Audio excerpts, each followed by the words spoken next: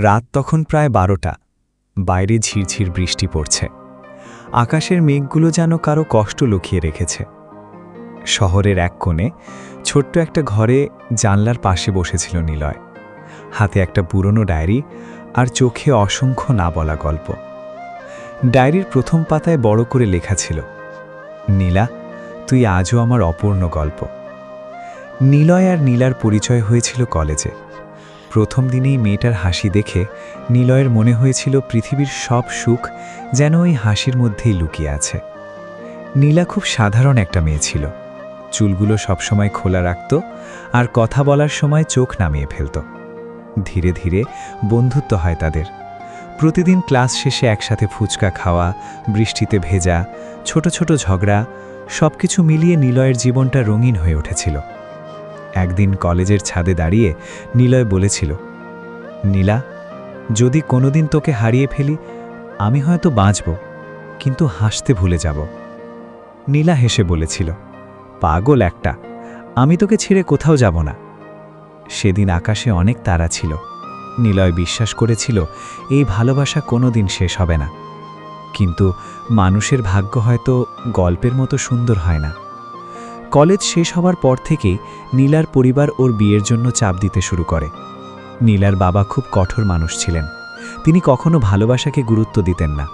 তার কাছে টাকাই ছিল সবকিছু। নিলয় তখনও নিজের ক্যারিয়ার গড়ার জন্য লড়াই করছিল। ছোট একটা চাকরি করত। মাস শেষে নিজের খরচ চালাতেই কষ্ট হতো। একদিন বিকেলে নীলা কেঁদে কেঁদে নিলয়ের সাথে দেখা করতে আসে। তার চোখ লাল হয়েছিল। বাবা, আমার বিয়ে ঠিক করেছে। কথাটা বলেই নীলা কেঁদে ফেলে।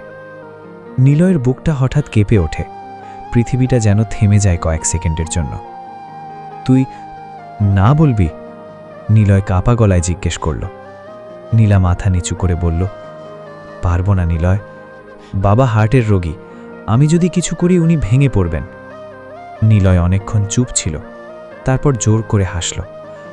কাঁদিস না, তুই সুখে থাকলেই আমি ভালো থাকব। কিন্তু সেই হাসির আড়ালে একটা ছেলের পুরো পৃথিবী ভেঙে যাচ্ছিল। বিয়ের আগের দিন নীলা নিলয়কে শেষবার ফোন করেছিল। তুই আমাকে ভুলে যাবি? নীলার কাঁপা গলা শোনা যাচ্ছিল।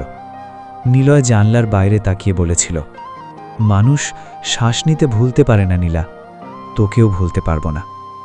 ফোনের ওপাশে শুধু কান্নার শব্দ ছিল। আর তারপর লাইন কেটে যায়। আর সেই সাথে হয়তো তাদের গল্পটাও শেষ হয়ে যায়। নীলার বিয়ের দিন নিলয় দূর থেকে ওকে দেখেছিল। লাল শাড়িতে নীলাকে খুব সুন্দর লাগছিল, কিন্তু সেই সৌন্দর্য নিলয়ের চোখে বিষের মতো লাগছিল। সে চুপচাপ ভিড়ের মধ্যে দাঁড়িয়েছিল।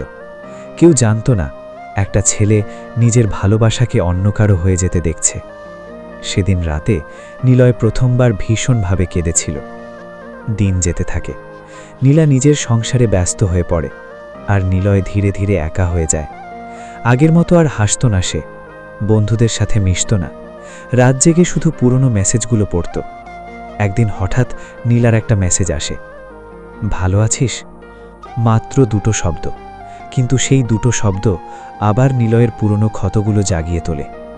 অনেকক্ষণ স্ক্রিনের দিকে তাকিয়ে থেকে নিলয় শুধু লিখেছিল, হ্যাঁ, খুব ভালো আছি।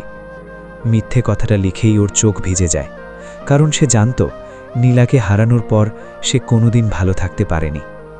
কয়েক মাস পর খবর আসে নীলা মা হতে চলেছে। খবরটা শুনে নিলয় অনেকক্ষণ আকাশের দিকে তাকিয়েছিল, তারপর ধীরে ধীরে ডায়েরিটা বন্ধ করে দেয়। সে বুঝে গিয়েছিল কিছু ভালোবাসা শুধু স্মৃতি হয়েই থেকে যায়। আজও যখন বৃষ্টি নামে, নিলয় জানলার পাশে বসে থাকে, হাতে সেই পুরনো ডায়েরি। প্রতিটা পাতায় নীলার স্মৃতি। সে আজও অপেক্ষা করে, হয়তো কোনো অলৌকিক দিনে নীলা ফিরে এসে বলবে, আমি আবার এসেছি। কিন্তু নিলয় জানে বাস্তবে অলৌকিক কিছু ঘটে না। তবুও সে ভালোবাসে, কারণ সত্যিকারের ভালোবাসা কখনো শেষ হয় না, শুধু মানুষগুলো হারিয়ে যায়।